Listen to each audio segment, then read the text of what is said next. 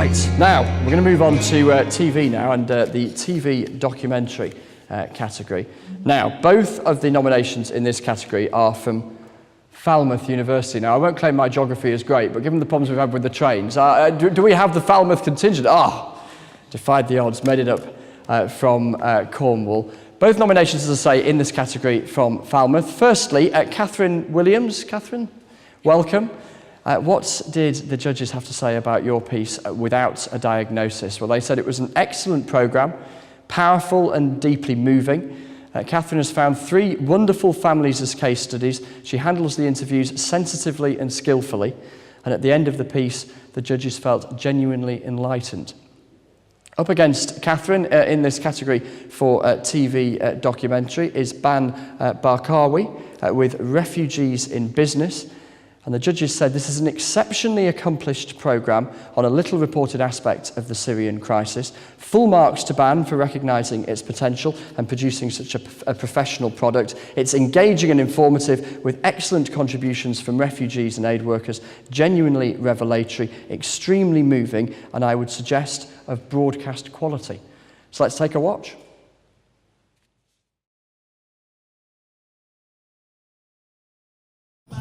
At Tygwin School for Children with Disabilities in Cardiff, one thing separates Jonah from the other pupils.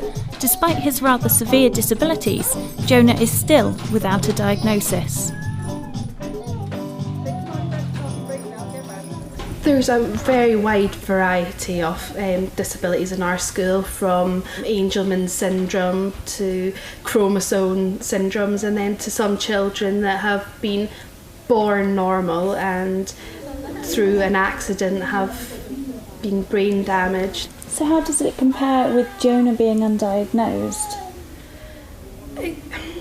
It doesn't make a huge difference because we treat the child as we see them, but it's nice to know that they've got a label, so you know that they've got cerebral palsy, so you know what specific exercises to do with them, what kind of things that they do like and what they don't like. So it's hard in that way to know what activities to do with Jonah to bring out the best in him.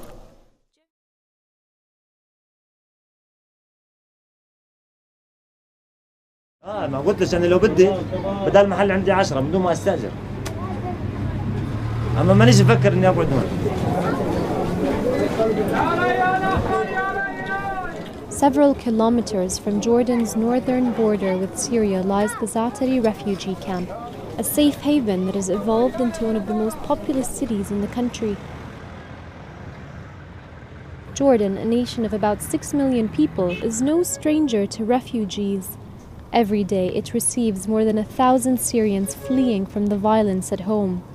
When protests began in Syria more than 2 years ago, nobody expected the situation to turn into a brutal armed conflict.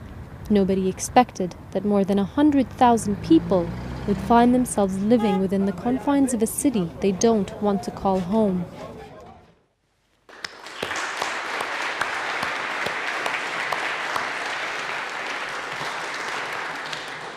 So it's golden envelope time. Let's find out who has won in the TV documentary category. And the winner is Refugees in Business by Ban Barkawi.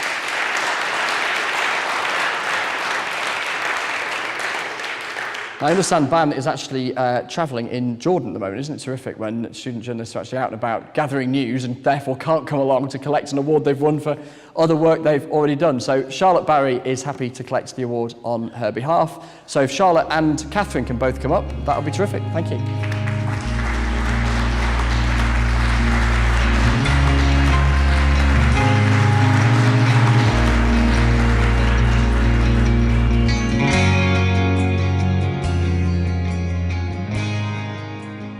Right, next category is TV news item. And here we have Bournemouth University taking on Leeds University. Nominated first is Imogen Hill from Leeds University. You round and about? Hiya, welcome. Imogen did a piece entitled Cerebral Palsy. And the piece, the judges said, was extremely interesting, with good access and case studies, and very well put together. Imogen's piece on cerebral palsy is up against Hannah Smithson's piece. Hannah is from Bournemouth. Hannah, are you in the room? She's in the Falklands, yes. In the Falklands, gathering news, I think. Another student out there doing the job, which is absolutely fantastic. So Hannah's piece it was called Columbia's Big Daddy, which the judges said was an ambitious and interesting story. As always, that's what the judges had to say, but let's take a look for ourselves.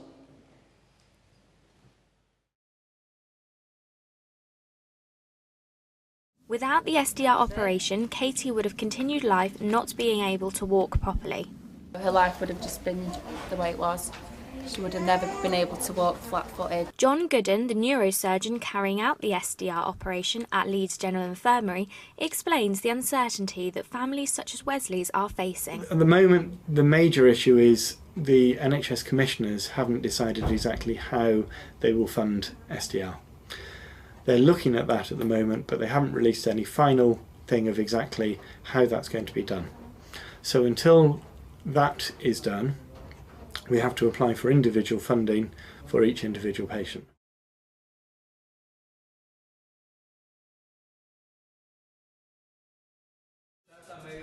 Despite all the absent fathers of Colombia, there is one man, Leon, who is at the heart of the Juan Felipe Foundation.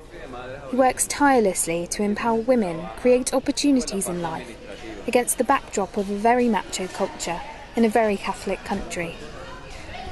He appears as a surrogate father figure to these girls, who have often grown up without the security of male support. There are girls here that were abandoned by their fathers because they just didn't want to take care of them, which is a big problem in Colombia. When we try to talk about their fathers, they feel very sad, and in the majority of cases, these girls are trying to fill a void or to get themselves out of poverty by getting pregnant.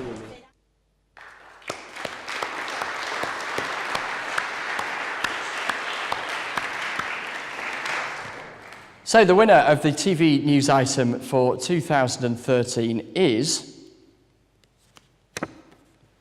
Imogen Hill from Leeds University.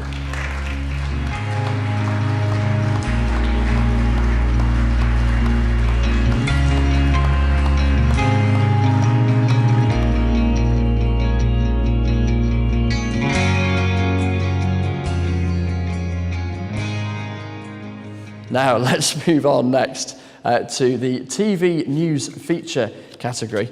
I get my envelopes in the right order here. TV News Feature category pits Nottingham Trent University against the University of Lincoln.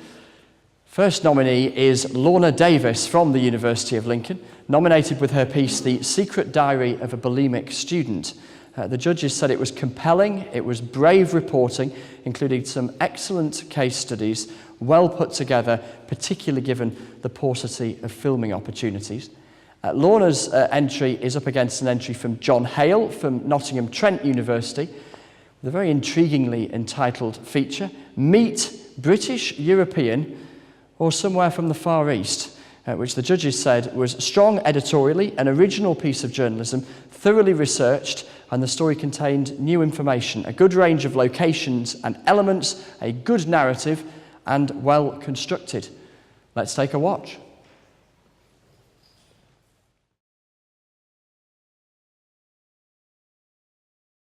My name's Lorna Davis, and I'm an ordinary girl. This is me, and this is my family. I go to university, I spend time with friends, I go out and have fun. But there's another side of me, something dark they don't see. I make myself sick 15 times a day. I take diet pills to lose weight, and have panic attacks when I gain weight. I've hidden my eating disorder for 5 years, and I'm not alone. I'm now looking at the illness and how keeping it a secret can ruin people's lives. I've gone through a lot of hospitals, and I've gone through quite a lot with being force-fed. And I still get nightmares now. I did actually have liver failure at one point, and my heart stopped at one point as well.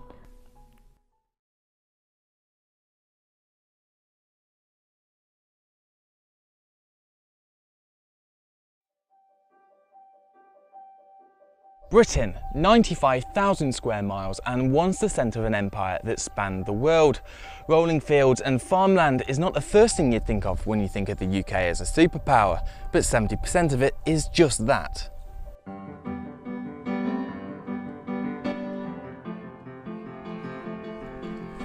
According to DEFRA, the department responsible for the environment, food and rural affairs, we in Britain consume over 5 million tonnes of meat every year. But where exactly does it come from? The likelihood that the meat you ate last night once spoke in a foreign language is about 30%. Whether it be roast chicken that once lived in Thailand, your juicy beef steak that just a couple of weeks ago wandered in the fields of Brazil, or even that sneaky pork pie you finished off after work with contents from across Europe. The fact is, imported meat is virtually unavoidable. I decided to find out exactly how much people knew about what they were eating, and to do that, I set up a challenge.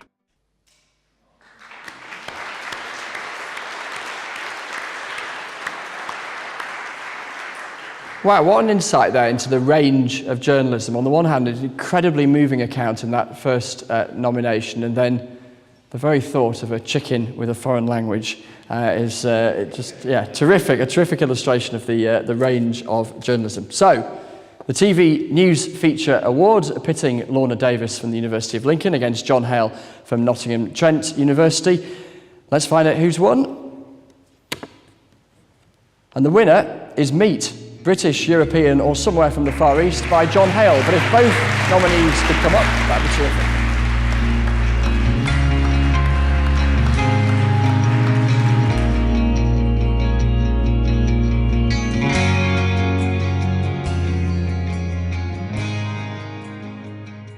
Right, we're on to our penultimate award now, which is for TV Newsday.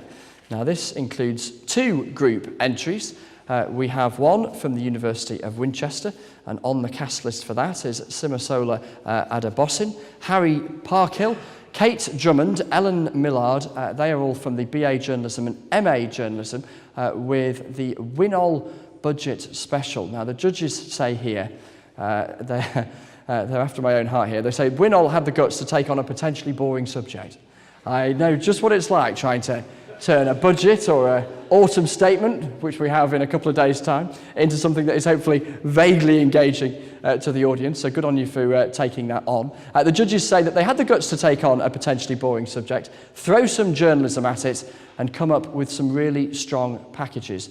The judges add that the other news had strong stories, including the swimming bunny and finally, which sounds absolutely terrific. Also nominated alongside the University of Winchester is the University of Central Lancashire.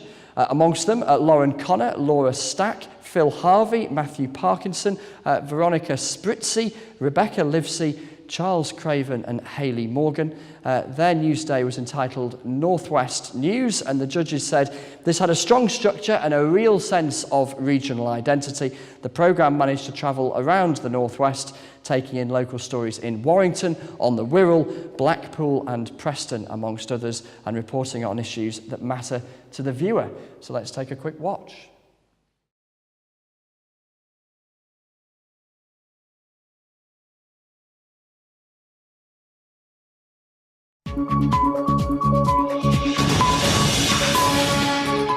Budget 2013 will bring you all the latest from Westminster and Winchester. 7 years for a man deemed a danger to the public. Years to hydrotherapy. Meet Heidi, the swimming rabbit. In our budget special today, our reporters have been looking into some of the issues which today's budget has had to deal with. But first, our politics reporter Nadine Forshaw was at Westminster earlier today talking with newest MP in Parliament, Mike Thornton.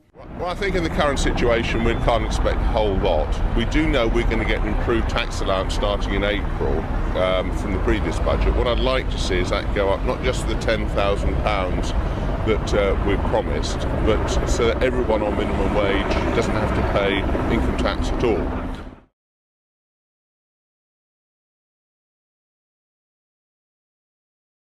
Do you think you could sniff out cannabis? Independent charity Crime Stoppers has launched a campaign to encourage people to report suspected cannabis farms. Scratch and sniff cards that smell like marijuana will be posted to hundreds of households around the country. But Greater Manchester is a particular hotspot where 800 plantations have already been discovered. Tomorrow's budget will unveil whether a Blackpool MP was successful in his plea to cut VAT on hotels and attractions by 15%. Lauren Connett finds out what impact this would have on the nation's favourite seaside resort. The economic downturn, poor weather and high taxes mean Blackpool businesses are struggling to keep tourism alive. I spoke to Maurice Coleman, the manager of one of Blackpool's 200 hotels, who spoke about the potential impact of the VAT reduction.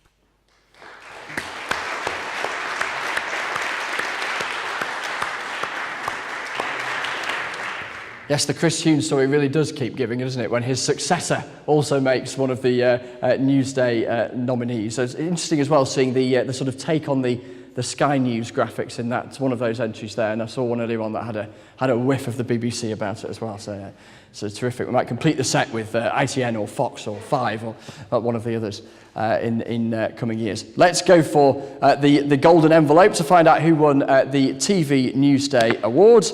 And the winners were the Win All Budget Special. Go for it, all come up and grab your certificates.